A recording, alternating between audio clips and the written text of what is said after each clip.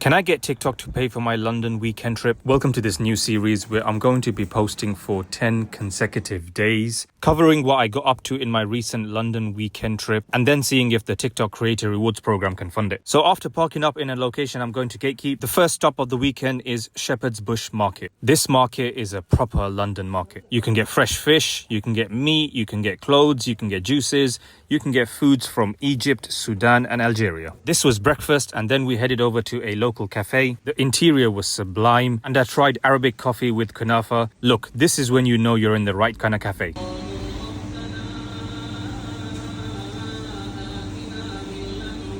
After exploring the Shepherd's Bush Market a little bit more, I headed over to my hotel. Now, what can I say about this hotel? This was an absolute lifesaver.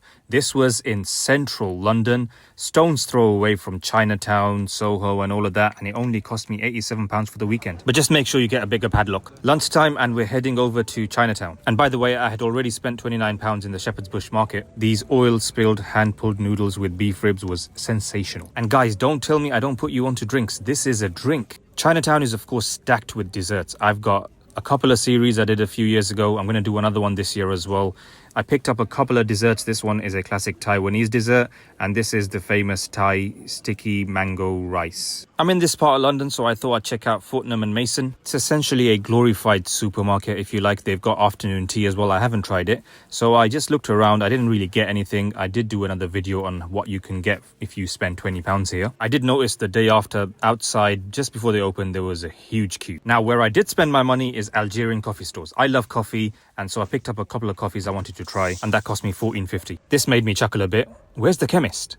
I see a sign, but what kind of chemist is this? What's the number one thing you forget when you travel? For me, it's toothpaste for some reason. I get my toothbrush, I get everything else, but the one thing I always forget is toothpaste. And you know what? Tesco came in clutch. And then I just walked around central London, walking these streets. There's something about it, especially in the winter. I was going to a particular place though. This is a cafe that I visited where they do freeze distilled coffee. Wait for the post. This is insane.